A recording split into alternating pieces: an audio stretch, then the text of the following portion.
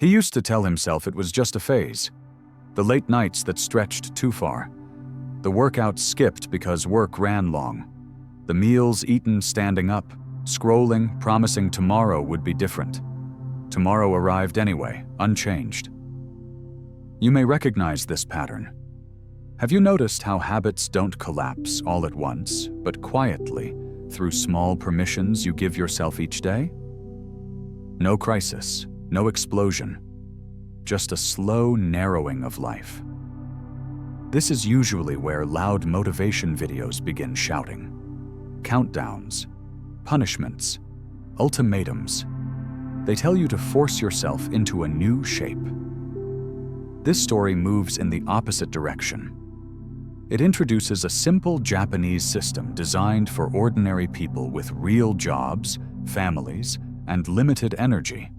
Not perfect discipline, not heroic willpower. There is a warning you deserve to hear early. If you are looking for fast results or emotional highs, this will disappoint you. This system works slowly, gently, almost invisibly at first. It does not change what you push yourself to do. It changes who you become, one small return at a time. And that difference matters more than you think. You are closer to change than your tired mind currently believes today quietly. If this feels familiar, take a quiet step with us. Subscribe to the channel, like this video, and leave a comment with one small habit you've been avoiding. Nothing dramatic, nothing perfect. Just one honest line about something simple you know you could return to. Saying it publicly isn't about pressure. It's about naming the first step out loud, so it can finally exist.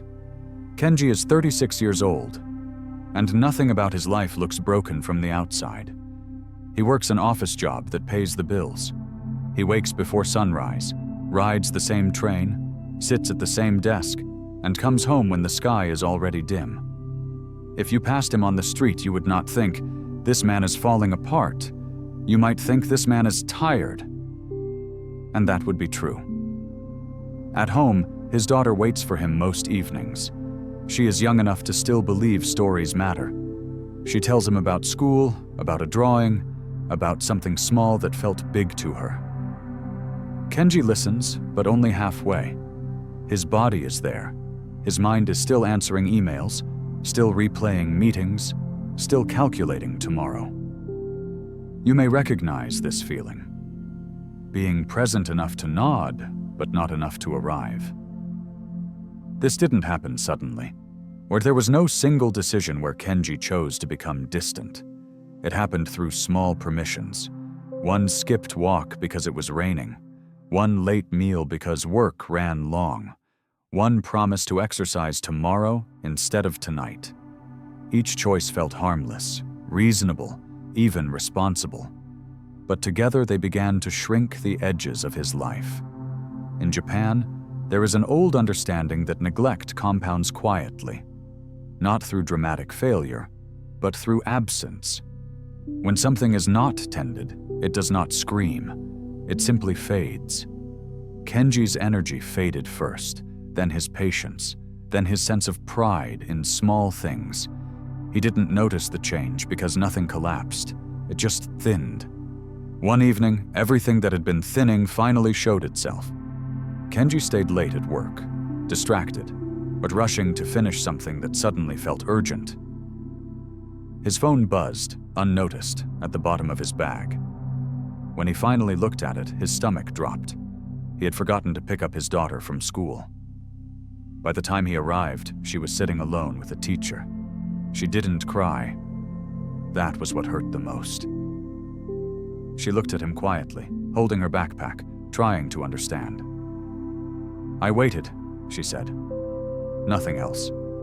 No anger. No accusation. Just a statement of fact. That moment didn't destroy him.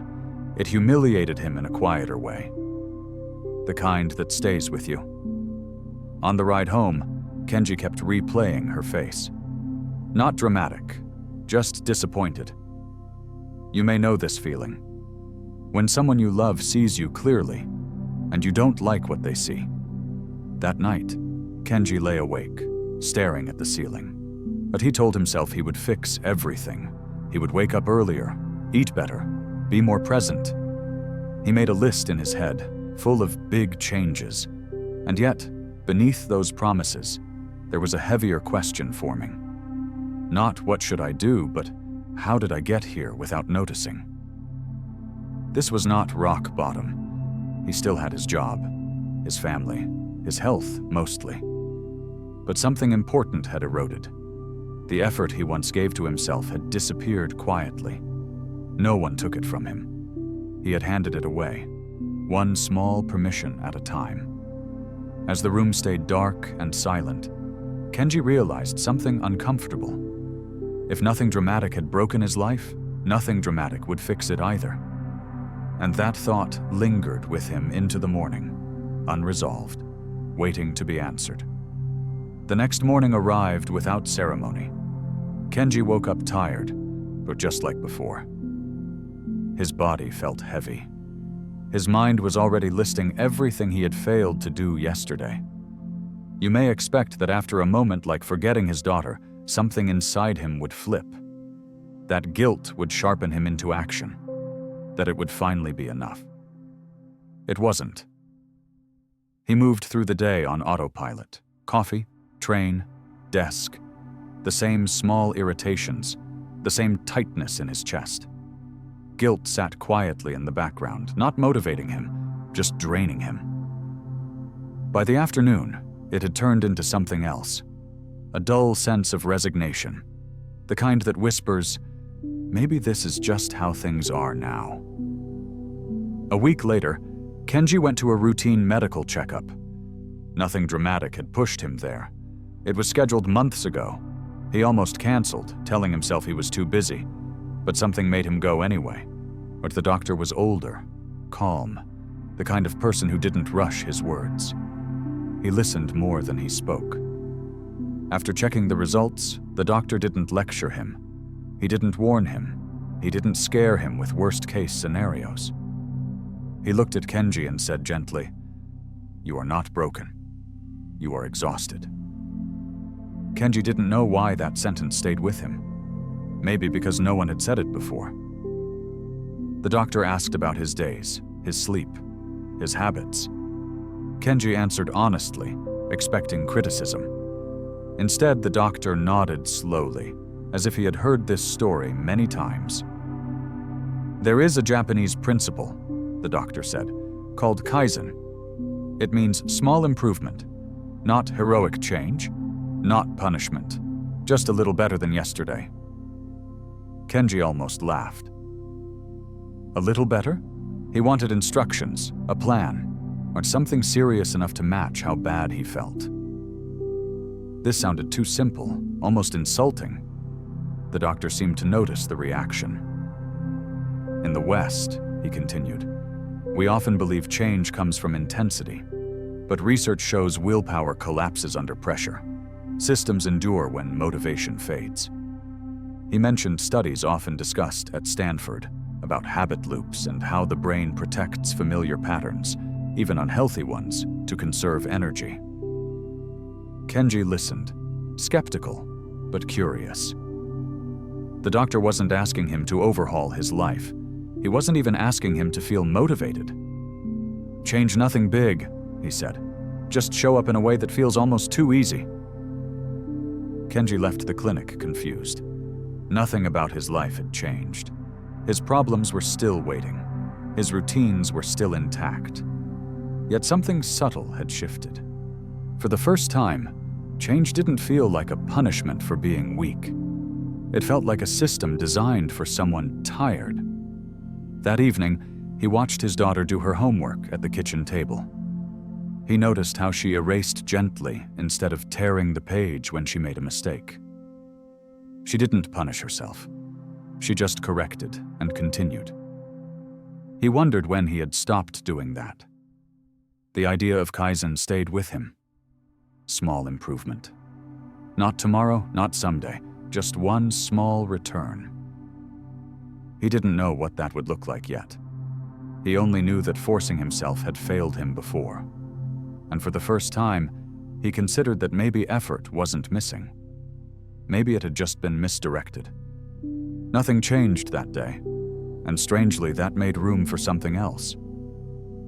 A quiet curiosity replaced the shame, as a sense that there might be a way forward that didn't require him to become someone else overnight. As Kenji prepared for bed, the question was no longer, how do I fix my life? It was simpler and more unsettling. What would it mean to begin so small that I couldn't fail at starting? Kenji stood in his bedroom that night, unsure of what to do next.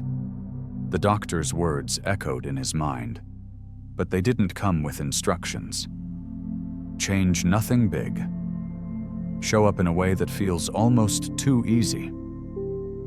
Kenji looked at the floor, then at the clock. He felt the familiar urge to overcorrect, to design a plan that would finally prove he was serious. A strict schedule, a long workout, a complete reset. Instead, he remembered something the doctor had said quietly, almost as an afterthought. If it feels impressive, he had said, it's probably too big. So Kenji chose something that barely felt like it counted. 1 minute of stretching before bed. Not a routine, not a workout, just 1 minute. He set a timer on his phone, feeling slightly embarrassed even doing that. 1 minute sounded like a joke, but he promised himself he would do it properly. No rushing, no multitasking, just 1 minute, present. The first night felt pointless. His body was stiff. His mind wandered. When the timer ended, nothing dramatic happened. No relief, no pride. He almost laughed at how insignificant it felt. Still, he went to bed having kept a promise, however small. Day 2 was the same. Day 3, too. You may recognize this phase. The part where nothing seems to change, and your mind starts arguing that the effort isn't worth it. Kenji heard that voice clearly. This isn't enough. This won't fix anything. You're wasting time. But something else was happening quietly. For the first time in a long while, Kenji wasn't negotiating with himself. The task was so small that resistance had nowhere to hide. He didn't need motivation. He didn't need to feel ready. He just needed 60 seconds. By day 7, the stretching felt slightly easier. Not physically, but mentally. The timer no longer felt like a burden. It felt like a boundary. 1 minute where nothing else was allowed in. No phone, no planning, no guilt, just movement and breath. That minute began to stand out in his day, not because it was powerful, but because it was protected. This is where the Japanese method reveals its deeper intention. Success is not intensity. It is consistency. Repetition without drama. In Japanese philosophy, most the act itself matters more than the feeling behind it. You show up whether the day was good or bad, especially when it was bad. Research often cited at Harvard talks about identity formation this way. Each repeated action becomes a vote for the kind of person you believe yourself to be, not a transformation, a suggestion. Kenji didn't feel disciplined yet, but after a week, he felt slightly more trustworthy to himself. And that was new. He began guarding that minute. When work ran late, he cut something else instead. When he felt tired, he stretched more gently, but he still showed up. The rule wasn't to push. The rule was to return. His daughter noticed first. One night, she stood in the doorway, watching him move slowly on the floor. "What are you doing?" she asked. Kenji smiled. "Just stretching," he said, "for 1 minute." She nodded, unimpressed, and walked away. But the moment stayed with him. By day 14, the minute felt incomplete. Not because it was hard, but because it ended too soon. Kenji didn't extend it yet. He remembered the system. Do not add until the habit feels stable. He respected the boundary, even when his body wanted more. Something small was growing. Not strength, not energy, but belief. The belief that change didn't require violence against himself, that it could be quiet, that it could fit inside a life that was already full. Lying in bed one night, Kenji realized he hadn't missed a day, not because he was disciplined, but because the habit had been designed to survive his worst moods. And as sleep came, another thought followed. If 1 minute could change how he saw himself, what else might change if he kept returning tomorrow? By day 14, the minute had settled into Kenji's evenings like a quiet ritual. It didn't feel heroic. It didn't feel impressive. It just existed. And that was exactly when the world began to push back. At work, a coworker noticed him declining a late coffee run. "Since when are you so disciplined?" the coworker joked, smiling in a way that wasn't unkind, but wasn't curious either. Kenji laughed it off. He didn't explain. He didn't defend himself. Still, the comment lingered. You may recognize this moment, when change is small enough that it feels fragile and outside eyes make it wobble. By day 30, the pressure shifted closer to home. Family dinners ran late. Guests stayed longer than expected. The old excuses returned, dressed up as good reasons. Just skip tonight. You've been good. Well, one day won't matter. Kenji heard those thoughts clearly now. The Japanese philosophy had taught him to notice resistance, not fight it. Then came the night everything unraveled. Kenji arrived home late, tired and distracted. His daughter wanted his attention, pulling at his sleeve, asking him to look at something she had made. He snapped without meaning to. His voice rose, her face fell. The room went quiet in a way that felt heavy. Shame rushed in immediately, hot and familiar. That night, he didn't stretch. He sat on the edge of the bed, staring at the floor, replaying the moment. The old narrative returned quickly. You see? You can't even keep a 1-minute promise. This is who you are. The missed habit felt bigger than it was, because it carried the weight of everything he feared about himself. But this is the collapse point most systems don't prepare you for. Not failure, but disappointment layered on guilt. In Japanese philosophy, there is a concept called wabi-sabi. It teaches progress through imperfection. It does not celebrate mistakes, but it does not punish them either. A crack does not end the object. It reveals where attention is needed. Failure, in this system, is not an exit. It is data. Kenji didn't know that yet. All he knew was that he had stumbled in front of the person he loved most. He apologized quietly to his daughter before bed. She accepted it without hesitation, which somehow made it harder. Children forgive quickly. Adults remember longer. Lying awake, Kenji felt the familiar urge to quit entirely, to wait until he could start perfectly again. You may have felt this too, and the belief that returning after a miss somehow makes the miss more real. But another idea surfaced, softer, less accusing. What if the habit was never about being flawless? What if it was about what happens next? The minute he skipped could not be undone. But tomorrow still existed. The system did not ask him to erase the stumble. It only asked him to return. And as Kenji lay there, unsure and tired, the story paused at its most important question. Not whether he had failed, but whether he would come back. Kenji woke the next morning with the weight of the previous night still sitting in his chest. The house was quiet.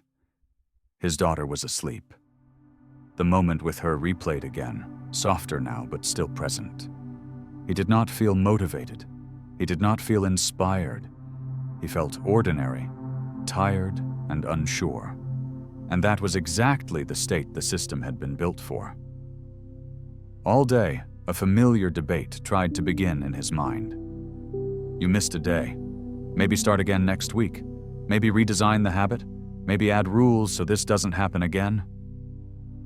Kenji noticed the thoughts without following them. He remembered what he had been told. Return matters more than perfection. You didn't fail. You stumbled. That night, when the time came, he didn't negotiate. He didn't wait to feel ready. He placed the phone on the floor, set the timer, and stretched for 1 minute. It felt quieter than before, almost anticlimactic. No relief, no redemption, just completion. And strangely, that was enough. This was the moment most people never see. The moment after the relapse, when nothing dramatic happens. No apology tour, no renewed vows, just a calm return. In Japanese philosophy, this is where the real work lives. Not in the streak, but in the recovery. Not in momentum, but in the willingness to resume without punishment. Days passed. The minute held. Then another week. By month 3, Kenji noticed changes that were difficult to point to, but impossible to deny. Mornings felt less rushed, not because his schedule had changed, but because his reactions had softened. He snapped less. He paused more. Promises he made to himself stopped feeling optional.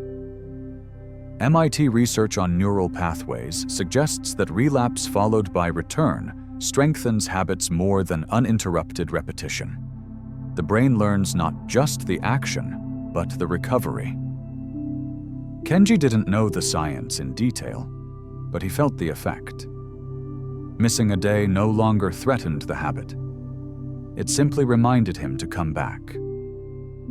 One evening, his daughter wandered into the room while he was stretching. She sat beside him, copying his movements clumsily. Kenji didn't correct her. He didn't instruct her. He just stayed where he was. When the timer ended, she asked, "Is it done?" He nodded. "For today?" he said. From then on, she joined him often, sometimes for the full minute, sometimes for 10 seconds before losing interest. Kenji noticed something important. The habit was no longer private. It was no longer about fixing himself. It had become part of the environment of their home. Quiet, visible, normal. By day 90, the minute expanded naturally, not because Kenji decided to push harder, but because stopping felt abrupt. 2 minutes became comfortable, then 3. He still told himself the same rule: show up, no matter what. The length was secondary. The return was everything. The Japanese method does not chase motivation. It builds trust. Each return whispered the same message to Kenji's nervous system. You are safe to try again. You will not be punished for being human. That safety changed everything. When effort feels safe, it becomes repeatable. Kenji began to notice how often he had used intensity as a form of self-judgment in the past. If he couldn't do something perfectly, he wouldn't do it at all. This system dismantled that belief gently. It allowed him to be imperfect without quitting. That alone felt revolutionary. The question inside him began to change. It was no longer, "Can I keep this up?" It became quieter and deeper. Who am I becoming when I return instead of restart? Who is this man who doesn't disappear after a mistake? One night, as he tucked his daughter into bed, she asked, "Are you doing your stretches today?" Kenji smiled. "Yes," he said. And he realized something then. The habit no longer lived in his discipline. It lived in his identity.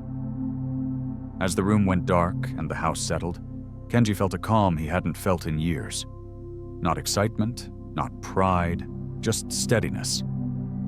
The system was working, not by changing his life all at once, but by changing how he responded to himself when life inevitably pushed back. And somewhere beneath that calm, a new understanding waited. If returning could reshape his habits, what else might begin to change once identity, not effort, took the lead? By month 6, Kenji no longer thought of the habit as something he had to remember. It was simply there, like brushing his teeth or locking the door before bed. The debate that once filled his mind had gone quiet, but not because he had won it, but because it no longer needed to happen. The decision had been made long ago, and the body remembered. The minute had grown without ceremony. 10 minutes replaced 1, not as a goal, but as a natural extension. Kenji never announced the change. He didn't mark it on a calendar. He just noticed that when the timer ended, he kept moving. Stretching turned into slow breathing. Breathing turned into stillness. None of it felt forced. It felt chosen. You may recognize this shift when it happens, the moment when effort is no longer fueled by emotion. There was no rush of motivation pushing Kenji forward. There was no guilt pulling him back. The habit had slipped beneath those layers into something quieter. It had become part of who he was. Food began to change the same way, not through rules, but through awareness. Kenji found himself pausing before eating, noticing fullness sooner. He didn't restrict. He adjusted. Sleep followed. He started going to bed slightly earlier, not to optimize, but because his body asked for it. The system never demanded improvement. It allowed it. This reflects an ancient Japanese system often described as gambaru, quiet perseverance without drama, not pushing through pain to prove strength, but continuing steadily because it is simply what you do. Gambaru is not loud. It does not announce itself. It shows up again tomorrow. Social pressure faded as Kenji's identity solidified. Co-workers stopped joking. Family stopped questioning. Not because Kenji explained himself, but because consistency speaks more clearly than words. When something is stable, it stops inviting commentary. You may notice this in your own life. And the moment people stop asking why you are changing is often the moment change has taken root. Kenji's daughter no longer asked if he would stretch. She assumed he would. Sometimes she joined him, sometimes she didn't. The important thing was that the habit no longer felt fragile in her presence. It felt normal. That normality mattered more than any lecture he could have given her. There were still hard days. Stress still arrived. Deadlines still tightened. Some evenings, Kenji felt tired enough to lie down and skip everything. On those days, he returned to the original rule. 1 minute, done properly. The floor of the system had never changed. That was the secret. Growth had been allowed, but the foundation remained untouched. You may think identity forms through big declarations, through statements like, "I am disciplined now." In reality, our identity forms through repetition without debate. Kenji never told himself he was disciplined. He simply noticed that his actions no longer required persuasion. That absence of inner conflict was the clearest sign of change. Research on habit formation often points to this stage as identity alignment. When behavior no longer contradicts self-image, friction disappears. Kenji felt this alignment in small ways. He trusted himself more. He promised less and kept more. He felt calmer, not because life was easier, but because he was no longer fighting himself inside it. One evening, after a long day, Kenji sat quietly while his daughter drew beside him. She looked up and said, "You're calmer now." She didn't say it as praise. She said it as observation. He nodded, unsure how to explain what had changed. Words felt unnecessary. Kenji realized then that he was no longer fixing a problem. He was maintaining a standard. The difference mattered. Fixing implies something broken. Maintaining implies something valuable worth caring for.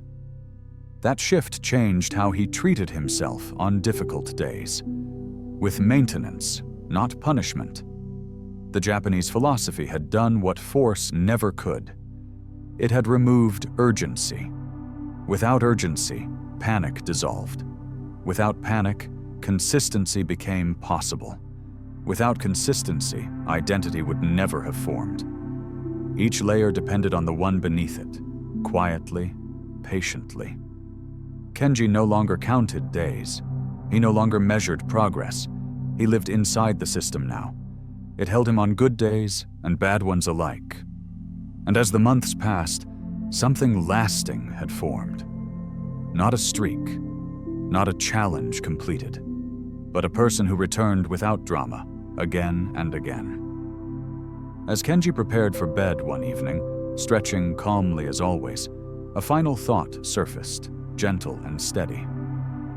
If identity could grow this quietly, without force or fear, what else might change over a lifetime built on return instead of pressure? 1 year later, Kenji's life looks almost the same from the outside.